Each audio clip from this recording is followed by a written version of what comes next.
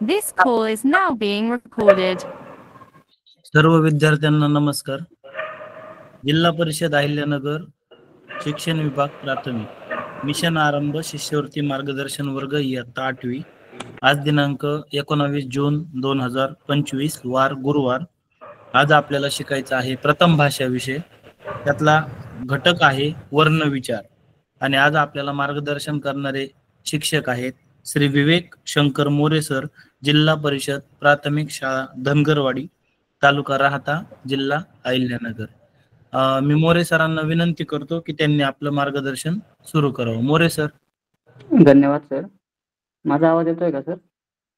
Okay. हा, येतोय sir, व्यवस्थित येतोय. ओके, धन्यवाद सर. आपणा सर्वांचं स्वागत आहे. आपण गुणी विद्यार्थी आहात म्हणून आज आपण या क्लासमध्ये आहात. सर्वप्रथम आता जून महिना चालू आहे, तर जून महिन्यामध्ये आपण सर्वात पहिले जे घटक आहेत ते आपण बघत आहोत. आता सध्या जवळजवळ 20 दिवस होत आलेत आणि छानपैकी राहाता तालुका हे आयोजन करतोय. आजच्या या पाठामध्ये आपण सर्वात पहिले मराठी भाषाचे जे कार्यात्मक व्याकरण हा जो एक घटक आहे, या घटकातील उपघटक वर्णविचार हा बघणार आहोत. वर्णविचार हा समजायला हा जो घटक आहे, हा उपघटक जो आहे अतिशय सोपा आणि याचा माझ्या मते जो भारांश आहे, हा भारांश एक प्रश्न निश्चित असतो आणि त्याला 2 गुण हे ठरवलेले असतात. म्हणून हा म्हणजे या घटकातील जो प्रश्न येणार आहे हा सोपा असणार आहे आणि जर याचा आपण योग्य रीतीने जर अभ्यास केलेला असेल तर तो आपल्याला छान प्रकारे सोडवता येणार आहे आणि तो हक्काचा आपला गुण असणार आहे. सर्वप्रथम जर वर्णविचार आपल्याला बघायचं असेल तर वर्णविचार म्हणजे काय असतं हे आपल्याला जाणून घेणं अत्यंत आवश्यक आहे. वर्णविचार हा जर बघितलं तर सगळ्यात पहिले कुठलाही वर्ण हा जो असतो तो एका भाषेद्वारे समजवण्याचा प्रयत्न केला जातो. तर एक भाषा काय असते ते आपण जाणून घेऊया. भाषा म्हणजे विचार, अनुभव, कल्पना व भावना व्यक्त करण्याचे साधन.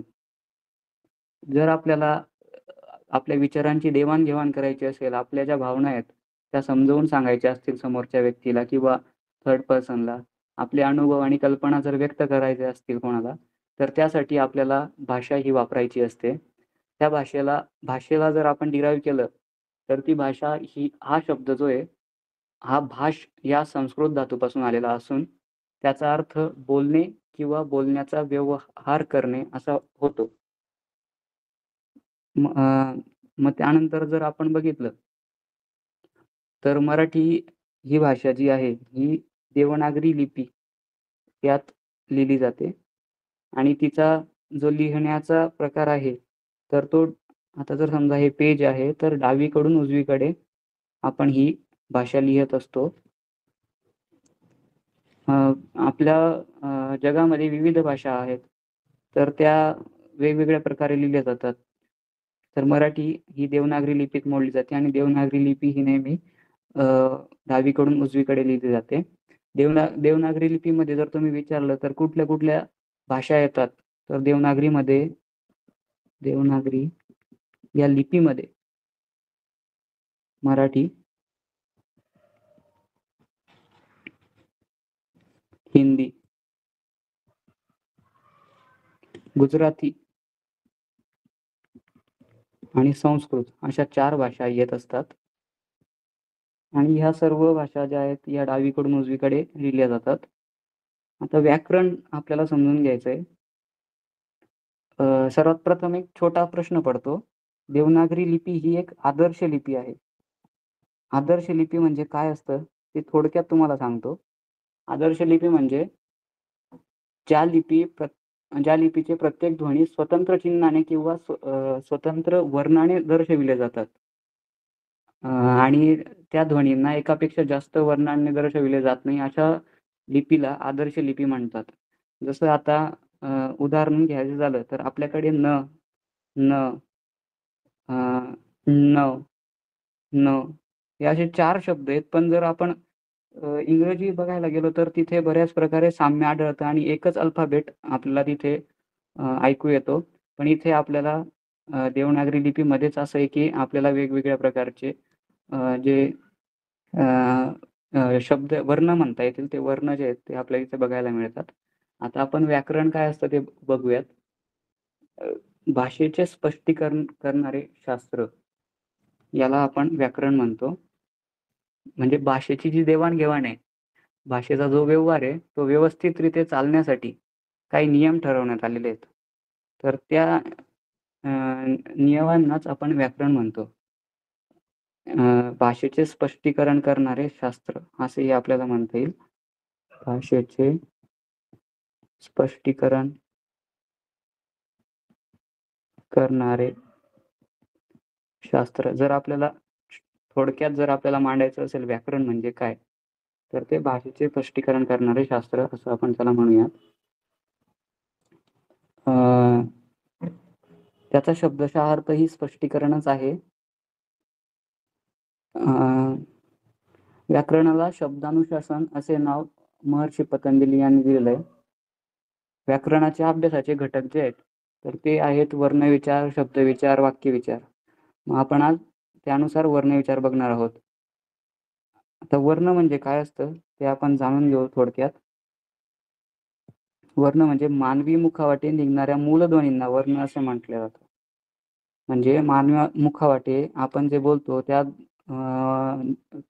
त्या बोलण्यातनं जे मूलध्वनी निघतात त्यांना आपण वर्ण म्हणतो. मराठीत साधारणपणे 50 वर्ण आहेत. महाराष्ट्र शासनाचा शासन निर्णय 2009 व NCERT नुसार हे आपल्याला बघायला मिळेल. मराठीत एकूण 50 वर्ण आहेत. मराठी वर्णमाला आपण आता बघूयात. मराठी वर्णमाला म्हणजे आता इथे स्वर जर बघितले तर ते 12 आहेत आपल्या वर्णमालेत. स्वरादी 2 आणि व्यंजन हे 34. आता स्वर जर बघायचं झालं तर अ, आ, इ, ई, उ, ऊ, ऋ, नृ, ए, ऐ, ओ, औ, आहा. हे जे आहा आहेत इथे स्वर व्यतिरिक्त त्यांना म्हणजे असे घटक ज्यांना स्वरांचा आधार घ्यावा लागतो यांना स्वरादी म्हटले जातं. ते आपण पुढे बघणारच आहोत स्वरादी काय असतं. आणि हे जे आहेत व्यंजन आहेत क पासून ळ पर्यंत. पण इथे त्यांचा जो पाय आहे तो मोडलेला आहे. तर मोडलेला पाय याचा अर्थ ते पूर्ण वर्ण नाहीयेत. त्यांना जर हे व्हायचं असेल तर त्यांना स्वर हा ॲड करावा लागेल तेव्हा तो क अधिक अ तेव्हा तो पूर्ण क होतो. म्हणून त्यांना व्यंजन म्हटले जातात. आता इथे बघा इथे दिलेलं आहे. आता म्हणजे जुन्या वर्णमालेनुसार आपल्या मराठीत फक्त 12च स्वर होते. परंतु शासन निर्णय 2019 नुसार आता तिथे ॲ आणि अ हे सुद्धा स्वर मानले गेलेले आहेत. त्यामुळे आता आपले एकूण स्वर झाले 14. जुन्या जेव्हा आम्ही शिकत होतो तेव्हा आम्ही जी उजळणी होती आमच्याकडे तेव्हा तिथे 12 स्वर असायचे तर आम्ही त्याला 12 खडी म्हणायचो. पण आता 14 स्वर झालेत तर आता आपण 14 खडी म्हणतो. हे 2009 नंतर आपल्याला बघायला मिळेल. मग इथे ॲ आणि अ हे जे 2 स्वर आहेत ते ॲड झालेले आहेत. मग स्वरादीमध्ये काय काय येतं बरं? आता इथे अनुस्वार असतो. हा अनुस्वार आपण जसं म्हणतो ना, तर हा स्वराचा आधार घेऊन वरती अनुस्वार दिल्यानंतर तो झालेला असतो आणि आहा जो म्हणतो ना, तर तिथे पण चा आपण काय घेत असतो, आधार घेत असतो. तेव्हाच त्या विसर्गाला काहीतरी अर्थ प्राप्त होतो, नाहीतर त्याला अर्थ प्राप्त होत नाही. आता इथे व्यंजनं बघितलीत तर इथे क, ख, ग, घ, न, छ, छ, ज, झ, न, ट, ठ, ड, ढ, न, थ, थ, द, ध, न, प, फ, ब, भ, म, य, र, ल, व, श, श, स, ह, ळ. आता हे पूर्ण व्यंजन नाहीत. त्यांच्यात जेव्हा आपण त्यांच्यात स्वर ॲड करू तेव्हाच ते त्यांना अर्थ प्राप्त होतो. आता क्ष या अक्षराची जर आपण फोड काढायला बघितली तर त्यात एकूण 3 वर्ण हे ऍड झालेले आहेत. क अधिक श षटकोनाचा आणि अ. हे असे 3 वर्ण मिळून क्ष आपल्याला बघायला मिळतो. हे विशेष संयुक्त व्यंजन आहे. आणि संयुक्त म्हणजे मिक्स्ड, म्हणजे ते मिक्स आहे. जसं की आपण इथे आता क्ष बघितला आणि न्य जर बघायला गेलो आपण तर न्याचे 2 वेगवेगळ्या प्रकारे आपल्याला बघता येते. एक संस्कृत भाषेत पण वेगळ्या प्रकारे तो मांडला जातो आणि म्हणजे त्याचं जे कॉम्बिनेशन आहे ते संस्कृत भाषेनुसार वेगळं आहे आणि मराठीनुसार वेगळं आहे. तर इथे मराठीनुसार आपण जर बघितलं तर त्याचं द न य अ, द न य अ असं हे कॉम्बिनेशन आपल्याला बघायला मिळतं. आता इथे वर्णमाला व वर्णांचे प्रकार आपल्याला बघायला मिळतील. वर्णांची जी वर्गवारी आहे तर ते बघा, स्वतंत्र उच्चार असणारे स्वर किती आहेत? 12 अधिक ॲ आणि अ हे जे 2 झालेत ते. त्यानुसार परावलंबी असणारे 2 प्रकार, पूर्वी स्वर असणारे स्वरादी जसं की अनुस्वार बघितला आणि विसर्ग बघितला. आणि त्यानंतर शेवटी स्वर असणारे व्यंजन हे 34 आहेत. आता हे तुम्ही स्क्रीनशॉट काढून घ्या, हे कामात येऊ शकतं तुम्हाला पुढे. आता इथे ऱ्हस्व स्वर अ, इ, उ, ऋ, लृ आणि दीर्घ आ, इ, उ. त्यानंतर संयुक्त ए. ए जे आहे तो अ अधिक ईचा जो 2 जे स्वर आहेत त्यांचा मिळून झालेला ए आहे. आई हा मोठा ई असेल इथे, ओ आणि औ. त्यानंतर अनुस्वार आणि विसर्ग हे जे आहेत हे स्वरादी आहेत. व्यंजने, स्वरांत, परस्वर्ग, स्पर्श व्यंजने 25. मग याच्यातही गट आहेत. क वर्गाचा गट, च वर्गाचा. कठोर व्यंजने कोणते, मृदू व्यंजने कोणती, अनुनासिके, हे सगळं आपल्याला इथे या तक्त्यात बघायला मिळेल. याचा आपण स्क्रीनशॉट काढून घ्यावा जेणेकरून आपणास रिव्हिजनच्या वेळेस हे नक्कीच कामात येईल. आता स्वर म्हणजे काय?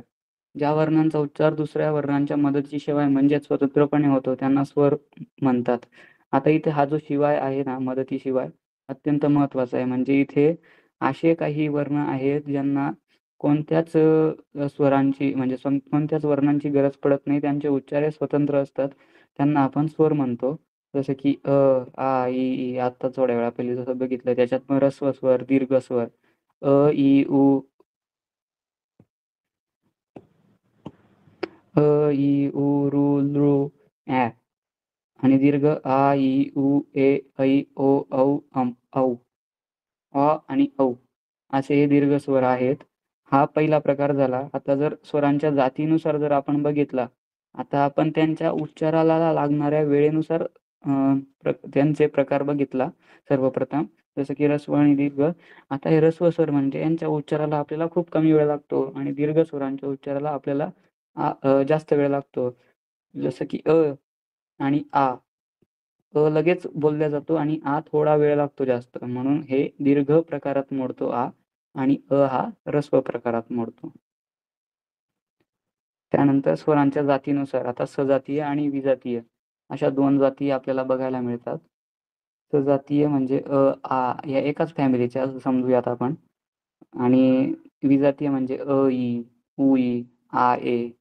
सजातीय इ, ई पण आहे आणि विजातीय सजातीयमध्ये उ आणि उ पण आहे. आता तिसरा प्रकार जर बघितला तर इथे अ, संयुक्त स्वर म्हणजे इथे द्वंद्व स्वरांचा जेव्हा संयोग होतो तेव्हा इथे आपल्याला संयुक्त स्वर बघायला मिळतो. संयुक्त स्वरांमध्ये जर बघितला तर ए जेव्हा बघूया, ए म्हणजे काय आहे? अ अधिक ई यांचा जेव्हा मेळ होईल तेव्हाच आपल्याला संयुक्त स्वर आपल्याला म्हणजे एचं निर्माण होतो. तसंच ऐचं पण आहे. आ अधिक ई आणि छोटा ई आणि मोठा ई, ऱ्हस्व ई आणि दीर्घ ई. त्यानंतर ओ, अ, उ आणि मोठा उ. औ म्हणजे आ अधिक उ आणि किंवा मोठा उ असं. त्यानंतर स्वरादी. ज्या वर्णांच्या उच्चाराआधी स्वराचा उच्चार करावा लागतो त्यांना स्वरादी म्हणतात. उच्चाराआधी स्वराचा उच्चार करावा लागतो. जसं की अनुस्वार आणि विसर्ग आपण थोड्या वेळा पहिले बघितलं होतं. तर इथे आहा हे 2 स्वरादी आहेत.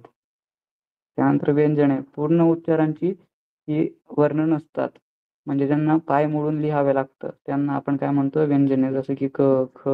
आता इथे आपण क जर लिहायचं झालं तर त्याला पाय मोडावा लागेल ख. आता ग पण तसंच पाय मोडावा लागेल. पण जेव्हा ग मध्ये आपण हा स्वर ऍड करू तेव्हा तो पूर्ण त्याचं पूर्ण उच्चारण होतं आणि या पूर्ण उच्चारणासाठी आपल्याला स्वरांची मदत घ्यावी लागते. त्यांना आपण काय म्हणतो व्यंजन म्हणतो. आता असे मराठी भाषेत 34 व्यंजने आहेत. कृपया हे लिहत चला जेणेकरून तुम्हाला रिव्हिजनला खूप मदत होईल. आता विशेष संयुक्त व्यंजने क्ष आणि ञ हे विशेष संयुक्त व्यंजने आहेत. क्षचं जर आपण बघितलं तर क आणि क्ष आणि ञचं जर आपण संयोग बघितला तर ज आणि न हा संस्कृतला आहे आणि द न य हा मराठीतला आहे ञचा. हे त्याचे व्यंजनांचे वर्गीकरण आहे. क वर्गात कठोर मृदू या थोड्या वेळा पहिलेच आपण बघितलं. तर आपणास वाटलं तर आपण लिहूनही घेऊ शकतात नाही तर स्क्रीनशॉट मारू शकतात. त्यानंतर अक्षरे व शब्द. आता व्यंजनात जर स्वर मिसळला तेव्हा काय होते अक्षर बनते. आता जसं आपल्याला समजा इथे धरणी हा शब्द लिहायचा आहे. या धरणीसाठी आपल्याला कुठले कुठले तीन स्वर जर आपण धरले 3 वर्ण जर धरले तर असे धरणी. आता ह्या धचा जर आपल्याला फोड करायची असेल तर ती कशी होते ध त्याला त्याची जी त्याचा जो पाय तो मोडलेला असेल आणि अधिक तेव्हा तो काय होतो ध. आता र ला कसं लिहायचं तर र आणि हा असतो पूर्ण स्वर र. पूर्ण व्यंजन र. आणि नीला मोठी म्हणजे दीर्घ ई आहे तर न आणि ई हा झाला नी. याला आपण पूर्ण स्वरूपात जर लिहायचं झालं तर मग ते अशा प्रकारे लिहावं लागतं धरणी. आता ही आपली 14 कडी. याच्यात व्यंजनात क्रमाने प्रत्येक स्वर मिसळला की 14 अक्षरांची 14 कडी तयार होते. तर इथे आपण बघितलं तर क अधिक काय होतं क होतो. क अधिक आ का होतो. क अधिक ई की होतो. क अधिक दीर्घ ई की दुसऱ्या विलांटीचा आपण जो की म्हणतो तो. क अधिक उ कु. क अधिक दीर्घ उ कु. क अधिक रु क्रू. क अधिक र्लू क्लू. क अधिक ए के क्या होईल असं हे असं आपल्याला बघायचं. आता वर्णांची उच्चारस्थाने आपण बघूयात. सर्वप्रथम कंठ्य म्हणजे कंठस्थापासून उच्चार होणारे वर्ण यांना आपण काय म्हणतो कंठ्य वर्ण. आणि त्यात कुठले कुठले वर्ण येतात मग तर आ आणि क चा पूर्ण वर्ग ह आणि विसर्ग. मग कंठ्य म्हणजे कुठे आता कुठून आपण उच्चारण करतो तर ते बघूयात. इथं आपल्याला एक चित्र दिसतंय. यात आपला हा गळा असतो सहसा. आता ह्या गळ्यातनं आपल्याला क म्हणावा लागतो क. जेव्हा आपण क म्हणतो तेव्हा तो गळ्यापासून आवाज येत असतो. क चा पूर्ण वर्ग जो आहे तो पूर्ण वर्ग आपण गळ्यापासूनच उच्चारण त्याचं करत असतो. तेव्हा त्याला आपण काय म्हणतो कंठ. म्हणून हा क वर्ग जो आहे आपण हा कंठापासून उच्चारण करत असतो. क ख ग घ ण असं. तर मग हे गळ्यापासून होत असतं. त्यानंतर तालव्य. तालू स्थानापासून उच्चार होणारे वर्ण यांना आपण तालव्य म्हणतो. यात कुठले कुठले वर्ण येतात मग ई च वर्गच च पूर्ण वर्ग य आणि क्ष. आता बघा तालव्य कुठे आहे तर तालव्य हा इथे आहे. आता इथून आपण जेव्हा उच्चारण करू तेव्हा कुठला वर्ग असेल कुठले वर्ण येतात तर ई च य आणि क्ष. आता बघा इथे च वर्गामध्ये च छ ज झ न असं. म्हणजे हे आपण उच्चारण कुठून करत असतो तालूपासून करत असतो. त्याला आपण तालव्य म्हणतो. आता दंत तालव्य. दंत व तालू या दोन्ही स्थानांपासून उच्चार होणारे वर्ण तर मग इथे कोणते कोणते आहेत? च, ज, झ. इथे च पण आला, म्हणजे इथे आपल्याला दंताचाही उपयोग करायचा आहे आणि ताळूचा पण उपयोग करायचा आहे. तर यांना आपण काय म्हणतो? दंत तालव्य. त्यानंतर मूर्धन्य, मूर्धस्थापासून उच्चार होणारे वर्ण. आता इथे मूर्ध आहे बघा, इथे दंताच्या मागे आपल्या मूर्ध असतात. तर इथून रू, ट, र, क्ष आणि र हे असे शब्द आपल्याला उच्चारता येतात.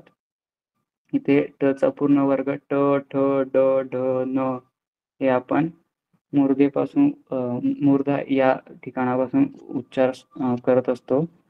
आता इथे दंत्य हा जो आहे याच्यात रू, त वर्ग, ल, स. आता इथे जर बघितलं दंत, इथे दंतांमध्ये त चा पूर्ण वर्ग आपल्याला उच्चारता येतो. त, थ, द, ध, न. तर यांना आपण काय म्हणतो? दंत वर्णांची उच्चार स्थाने. ह्या त वर्ग पूर्ण आणि लू, ल, स. ओके. आता ओष्ठ म्हणजे ओठांपासून, ओष्ठ स्थानापासून उच्चार होणारे वर्ण उ, उ, प आणि प चा पूर्ण वर्ग. आता ओष्ठ म्हणजे आपले ओठ. आपल्या ओठांपासून कुठले कुठले वर्ण आपल्याला उच्चारता येतात ते जर बघायचं झालं तर प, फ, ब, भ, म हे आपल्याला आपल्या ओठांपासून उच्चारता येतात. त्यानंतर अनुनासिके जे बघितले आपण न, न, न, न, म बिंदू. कंठ तालव्य ए, ऐ. कंठोष्ठ ओ, औ, अम. कंठ आणि ओठ या दोन्ही स्थानांपासून.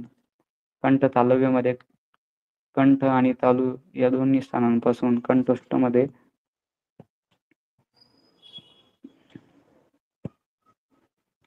कंठ आणि ओठांपासून. इथे कंठ आणि तालू आणि दंतोष्ठमध्ये दंत व ओठ या ठिकाणांपासून आपण यांचं उच्चारण करत असतो. आता यांचे दोन प्रकारे उच्चारण केले जातात. ज, झ, झ या व्यंजनांचे उच्चार तालव्य व दंत तालव्य अशा दोन्ही प्रकारे होतात. त्यांची काही उदाहरणं पुढे दिली आहेत. जसं की तालव्यापासून चपळ, जग, जेला. इथे य म्हणजे तालव्य उच्चारत असताना आता च नाही म्हणत, चपळ म्हणतो आपण. जग, झेला. इथे यचा आपल्याला भास होतो, म्हणून जसे चपळ, जग, झेल्या असं इथे आपल्याला तालव्याचा उपयोग करावा लागतो. दंत तालव्य इथे चमचा, जमाव, झाड अशा प्रकारे आपण यांचं इथे उच्चारण करत असतो. आता जोडाक्षर. जोडाक्षरांवरती PYQ पण आलेला आहे. 2018-19 ला प्रश्न विचारला गेलेला आहे. तर जोडाक्षरांमध्ये संयुक्त व्यंजने येतात. एका व्यंजनात दुसरे व्यंजन मिसळले की संयुक्त व्यंजन होते. जसं की स आणि त. इथे आतापर्यंत इथे स्वर ऍड झालेला नाही, म्हणून इथला पण पाय आपण मोडून ठेवलेला आहे. पण जेव्हा इथं स्वर ऍड होईल तेव्हा तो पूर्ण व्यंजन होईल. म्हणून एका व्यंजनात जेव्हा जोपर्यंत दुसरे व्यंजन मिळवले जाते तेव्हा ते संयुक्त व्यंजन होते. जसं की ते स आणि त हे वेगवेगळे व्यंजन आहेत आणि ते एकत्र जेव्हा आपण मिळवू तेव्हा आपल्याला हे संयुक्त व्यंजन मिळत असतं. त्यानंतर जोडाक्षर. संयुक्त व्यंजनात स्वर मिसळला की जोडाक्षर होते. संयुक्त व्यंजनात स्वर मिसळला की. जसं की हे एक व्यंजन होतं, हे एक व्यंजन आणि इथे काय आला? स्वर. म्हणजे आतापर्यंत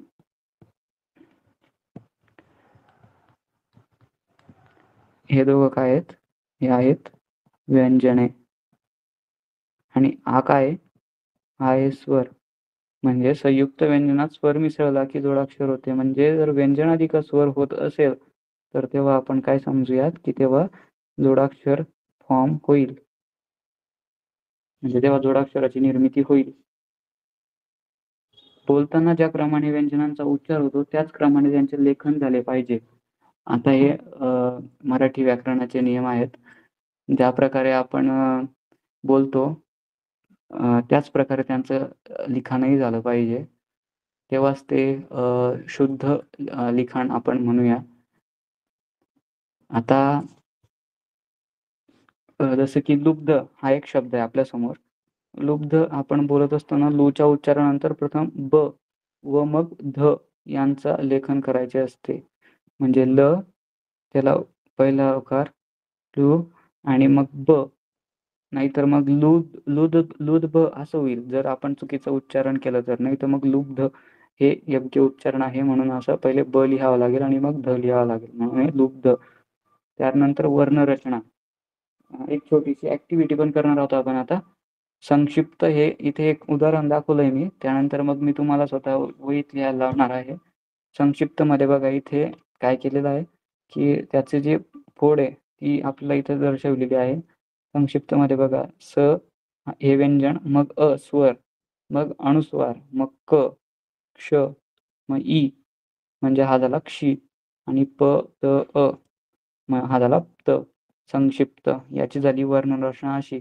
आता स्वातंत्र्य याची वर्णरचना तुम्ही करण्याचा प्रयत्न करायचा आहे वहीमध्ये.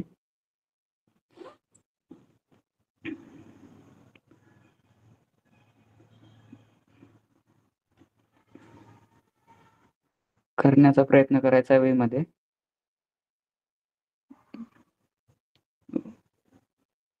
आता बघूया आपण त्याचं कशा प्रकारे इथे वर्णरचना आहे. स्वातंत्र्याची वर्णरचना आहे स अधिक व आणि मग आ स्वर. इथे आतापर्यंत व्यंजन होते मग स्वर आला, मग यांचं पूर्ण झालंय स्वा. त्यानंतर त आणि अ इथे त, त्यानंतर अ हा झाला त. नंतर मग आला अनुस्वार म्हणजे स्वातन. मग आता त र य अ त्र असं होईल त्याचं मग स्वातंत्र्य. बघा आपला हा पूर्ण शब्द होतोय मग स्वातंत्र्य. ठीक आहे. अशा प्रकारे आपल्याला ही वर्णरचना करायची आहे, शब्दफोड करायची आहे. असं परीक्षेत मागे विचारलं गेलेलं आहे. त्यामुळे आपल्याला याची प्रॅक्टिस करणं खूप गरजेचं आहे. आता तिसरा शब्द आहे पित्राज्ञा. बघायचंय आपण करून वहीमध्ये. चुकलं तर चुकू द्या पण प्रयत्न करा सोडवण्याचा. पित्राज्ञा.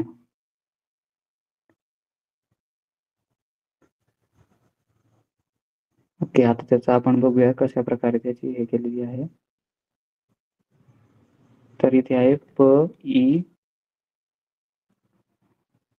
मग हा झाला पी, मग अधिक त र आ, मग हा झाला त्रा आणि द न य आ अधिक हा झाला ज्ञा. याला आपण काय म्हणतो पित्राज्ञा. ओके.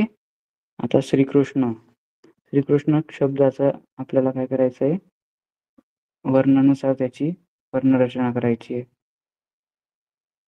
मग हे बघा आता इथे आहे श र ई हे झालं श्री. मग क आणि रु हा झाला कृ आणि श्न हा झाला कृष्ण, श्रीकृष्ण. ओके. अशा प्रकारे आपण ही वर्णरचना करत असतो. आता PYQ हा सोडवायचा आहे. सर कृपया कमेंट सेक्शन ऑन करून द्यायचं. द्याल का सर?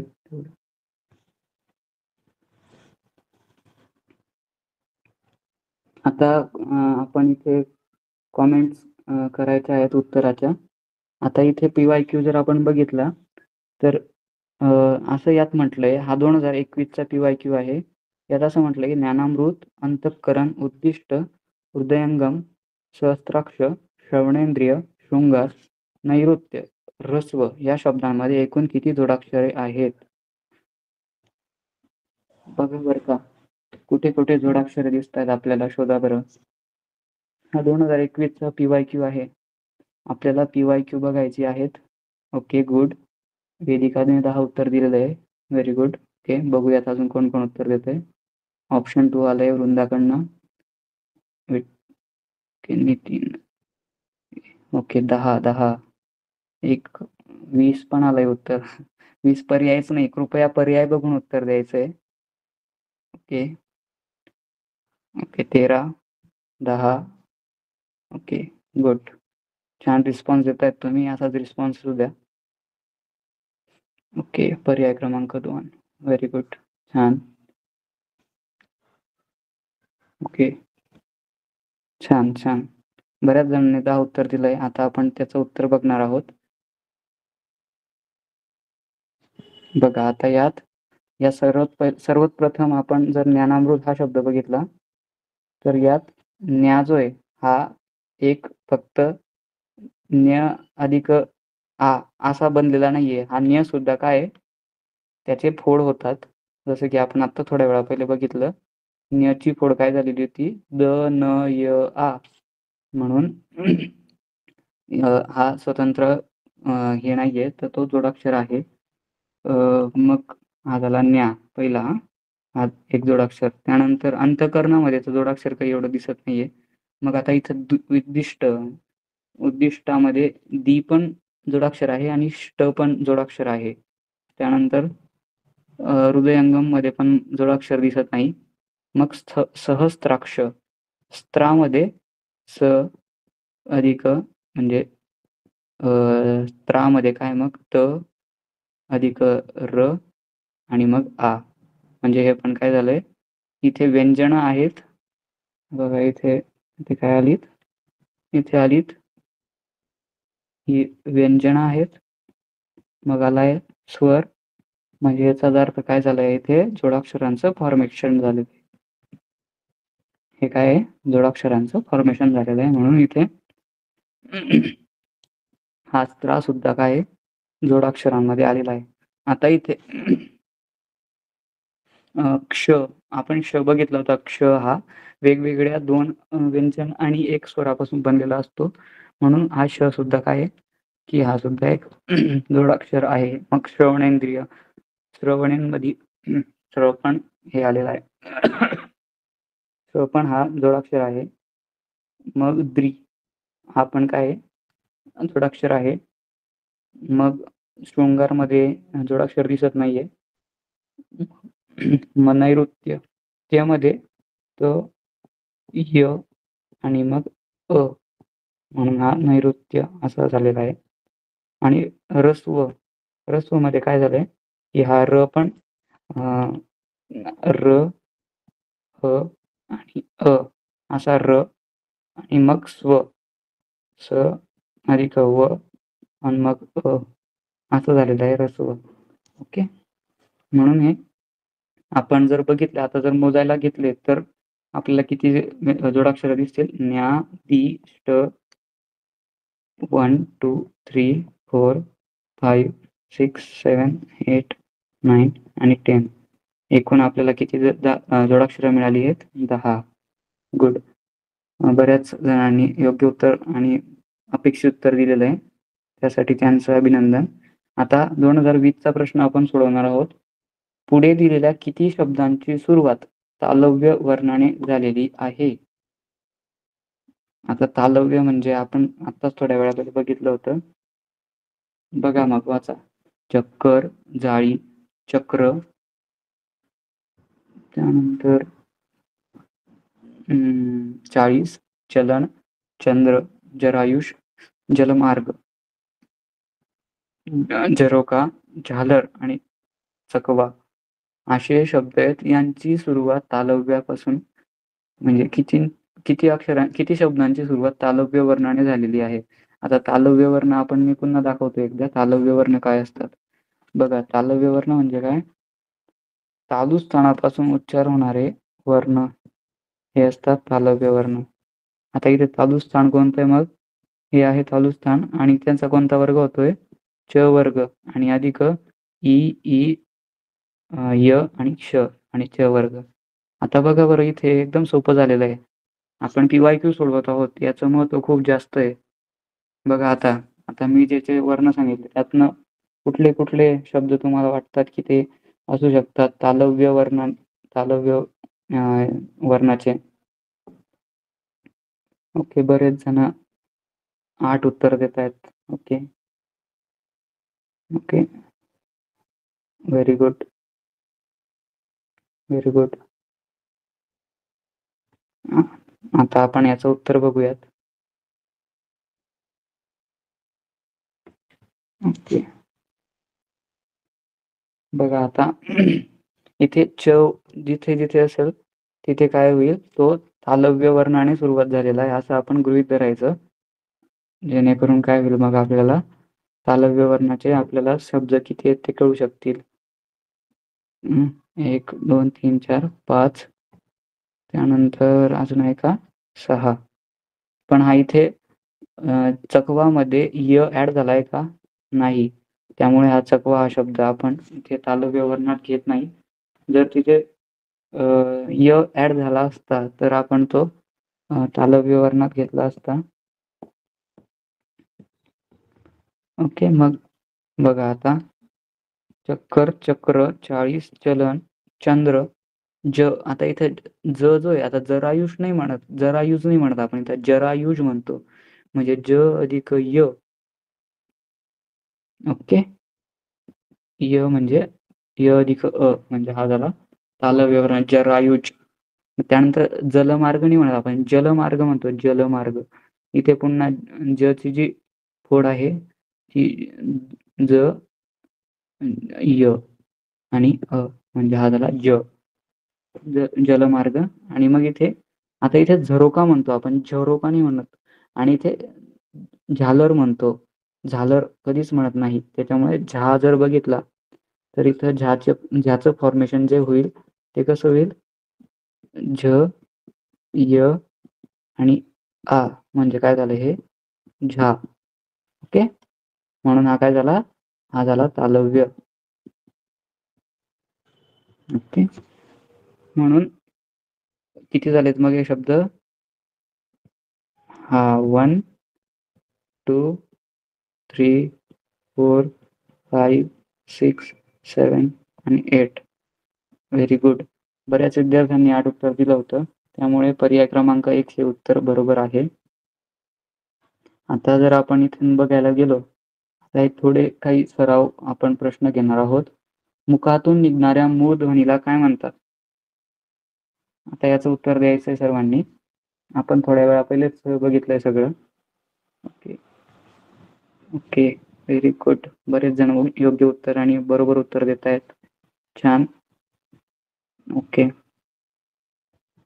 सुंदर, great, very good, very good. वर्ण. ओके, मुखातून निघणाऱ्या मूळ ध्वनीला वर्ण म्हणतात. Very good. बरं, कोणाला माहिती का मराठी भाषा दिन कधी असतो?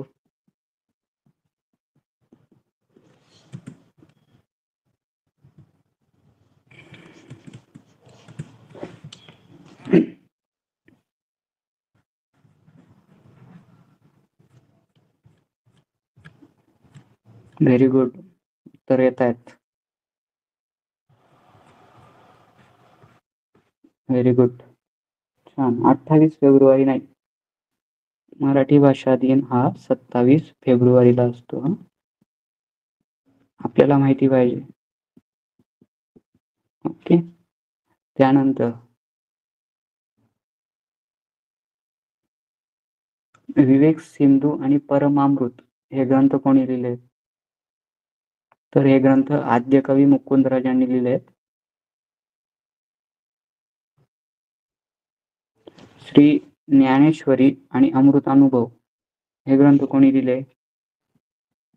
ज्ञानेश्वरी अधिक Amritanubhav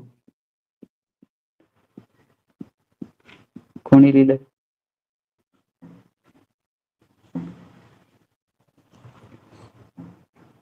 okay, very good, Dnyaneshwar Maharaj. छान. यांच्यामुळे मराठी भाषा संपन्न झालेली आहे. ओके, त्यानंतर हा जो 27 फेब्रुवारी आहे हा कोणाचा जन्मदिवस आहे बरं का? कोणाला सांगता येईल?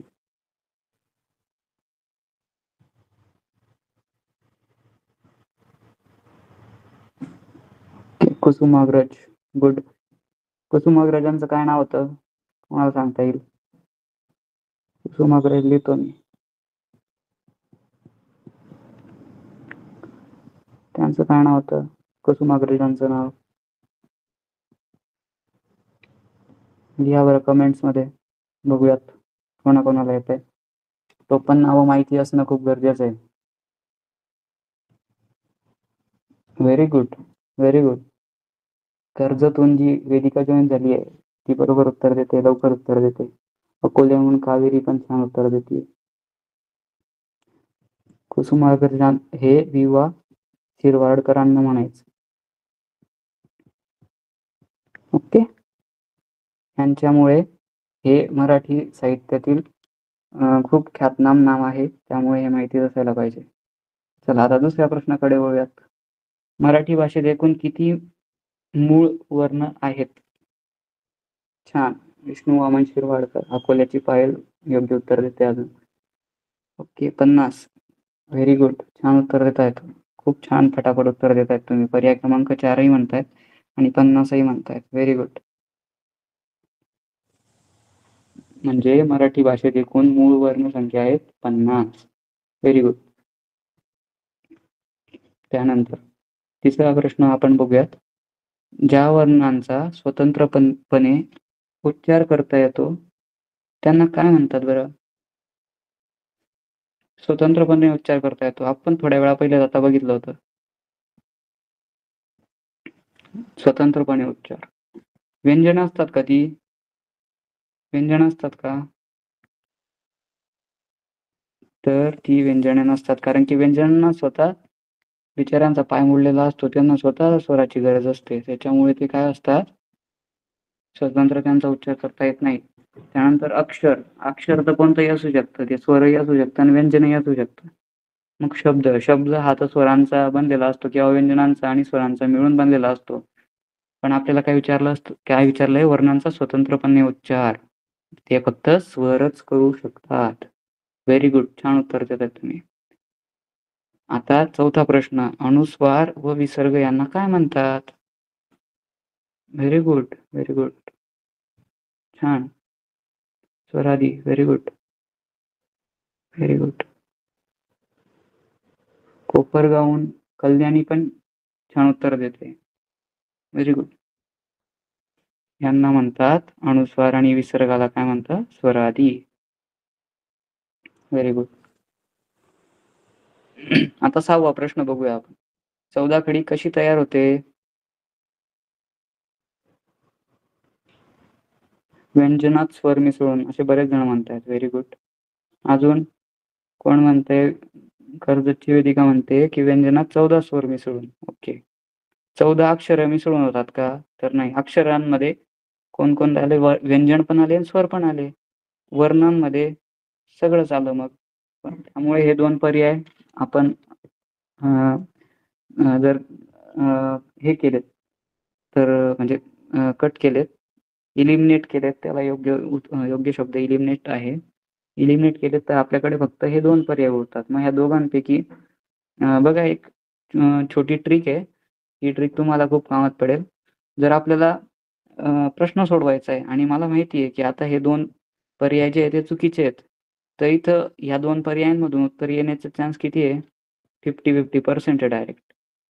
50% चान्स आहेत की यापैकी पर्याय क्रमांक 2 किंवा पर्याय क्रमांक 4 यापैकी 50% चान्स आहे की ते उत्तर काय होईल? बरोबर होईल. यामुळे इथे रिस्क घ्यायचीच. जिथे ज्या एक्झाममध्ये तुम्हाला निगेटिव्ह मार्किंग असतं, तिथे तुम्ही 100% ह्या 50% म्हणजे जिथे 50% रिस्क आहे, तिथे म्हणजे दोघांपैकी एक उत्तर हे योग्यच बरोबरच येणार आहे. तेव्हा तुम्ही 100% इथे रिस्क घ्यायची आहे. मग या दोघांपैकी एखादे उत्तर घेऊयात आणि बघूयात ते काय उत्तर येतंय. आता बऱ्याच जणांनी इथे 2 उत्तर सांगितलंय आणि बऱ्याच जणांनी 4ही सांगितलेलं आहे. ओके. मला माहिती आहे 5वा प्रश्न राहिला आहे. मी मुद्दामून सोडलाय तो. छान. इथे चौथा जो पर्याय आहे तो योग्य आहे, कारण की स्वर आहेत. बरोबर आहे. व्यंजनात स्वर मिसळून होतोय. इथे पण व्यंजनात स्वर मिसळून होतोय. पण स्वर किती आहेत हे जर आपलं स्पेसिफिक माहिती असेल तर इथे चौथं उत्तर जे आहे ते बरोबर आहे. ओके. आता आपण थोडे कठीण प्रश्न बघणार आहोत.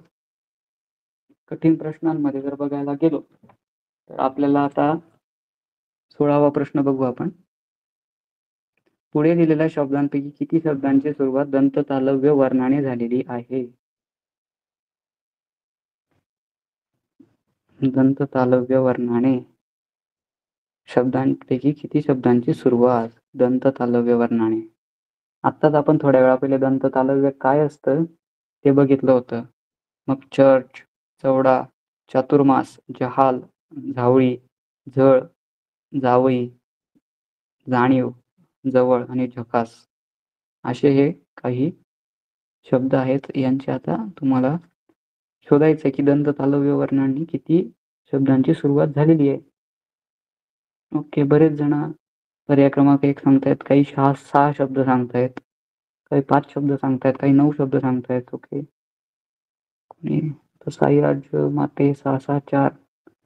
आता यांच्यातलं काय समजायचं मी? की पर्याय क्रमांक 1 बरेच जण म्हणतायत. ठीक आहे, व्हेरी गुड. जे पर्याय क्रमांक 1 म्हणतायत त्यांचं कॉंग्रॅच्युलेशन, कारण की ते उत्तर बरोबर आहे. आता इथे आता इथे चवडा नाही म्हणत आपण, चवडा. चातुर्मास हा एक शब्द, जहाल, झळ, झावळी,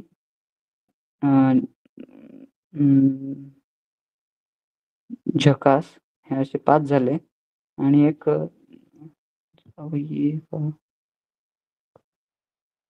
अजून एक कोणता शब्द आहे बरं याच्यात? आता सांगा बरं का तुम्ही, दंत तालव्याने सुरुवात होईल ज्याची. आता हे किती शब्द उरले? चवडा, झळ, जावई, जाणीव, जवळ. सांगा बरं का कोणता शब्द असेल आता?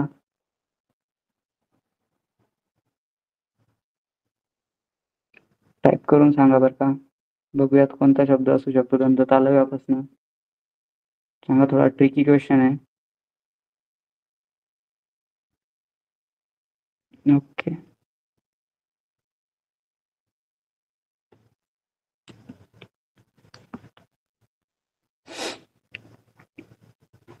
हा असू शकतो. ठीक आहे, आता संस्कृत तज्ञ या शब्दात एकूण किती व्यंजनं आली आहेत? सांगा बरं का, संस्कृत तज्ञ या शब्दात एकूण किती व्यंजने आली आहेत?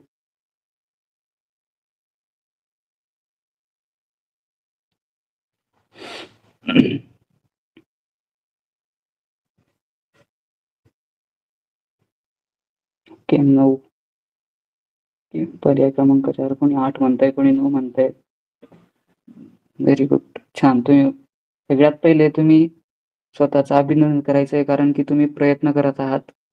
प्रयत्न करणं म्हणजे एक स्टेप पुढे जाणं न प्रयत्न करण्यापेक्षा, आणि त्याच स्टेप तुम्हाला यशाकडे घेऊन जात असतात. व्हेरी गुड, छान. पर्याय सांगत आहात तुम्ही. Okay, very good. ज्यांनी 9 उत्तर सांगितलंय ते एकदम बरोबर आहेत, त्यामुळे सर्वांचं कॉंग्रॅच्युलेशन. आता 20वा प्रश्न बघूया. सर्वेक्षण, तीर्थक्षेत्र. आता हे सगळे मी जे घेतोय ते PYQ बेस्ड क्वेश्चनच घेतोय, जेणेकरून तुम्हाला परीक्षेत फायदा होईल.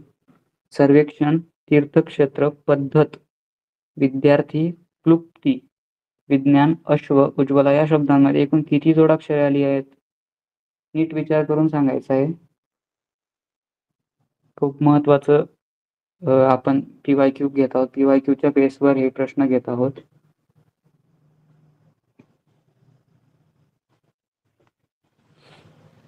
या शब्दांमध्ये किती जोडाक्षरे आहेत बरं का? सर्वेक्षण, तीर्थक्षेत्र, पद्धत, विद्यार्थी, क्लुप्ती, विज्ञान, अश्व, उज्ज्वला. ओके, व्हेरी गुड, छान.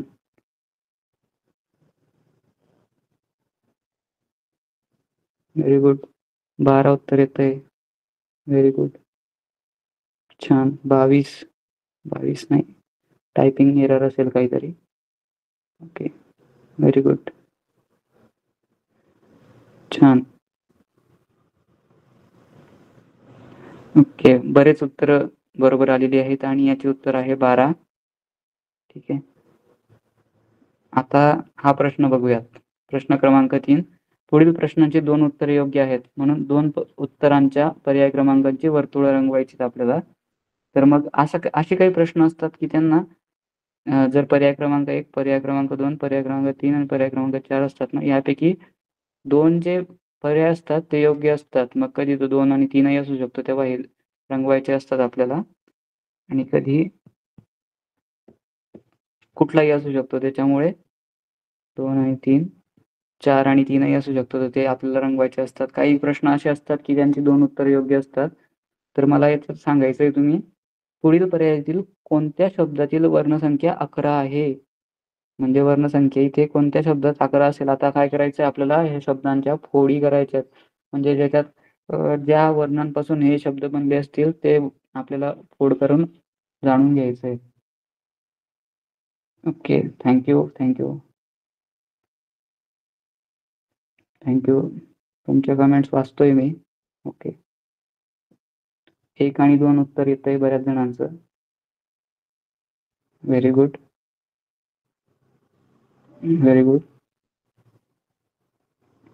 छान. गुड. Very good. ब्रह्मचर्य, ज्ञानवृद्धी, अक्षरज्ञान आणि सर्वश्रुत असे 4 शब्द आपल्या समोर होते. आता जेव्हा आपण या शब्दांची फोड करतो तेव्हा आपल्याला माहिती पडतं की किती अक्षर आहे आणि तुम्हाला हे एक्झाममध्ये इन रिअल टाइम एक्झाम तुम्हाला हे सोडवायचं आहे. जेणेकरून तुम्हाला काय होईल, माहिती पडेल की किती इथे शब्द आहेत. मग यात ब्रह्मचर्य आणि जो ज्ञानवृत्ती, अक्षरज्ञान आणि सर्वश्रुत हे 4 जे ऑप्शन आहेत यापैकी ब्रह्मचर्य आणि ज्ञानवृत्ती हे जे 2 शब्द आहेत ना, या शब्दांमध्ये काय आहेत, 11 लेटर्स किंवा अक्षर आहेत. म्हणजे वर्ण, माफ करा, वर्ण. 11 हे वर्ण आहेत. ठीक आहे. ओके, अजून बरेच प्रश्न आहेत जे आपल्याला प्रॅक्टिस करायचे होते पण वेळेअभावी आपल्याला ते काय करता येणार नाहीत आता.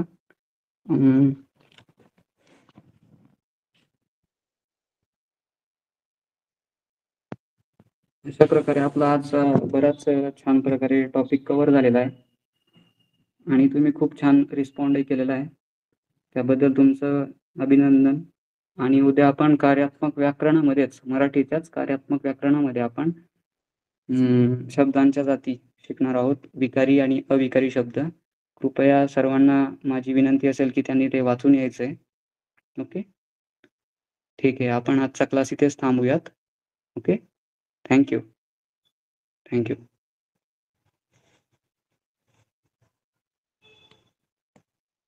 आपण लेफ्ट करू शकतात आता. थँक्यू.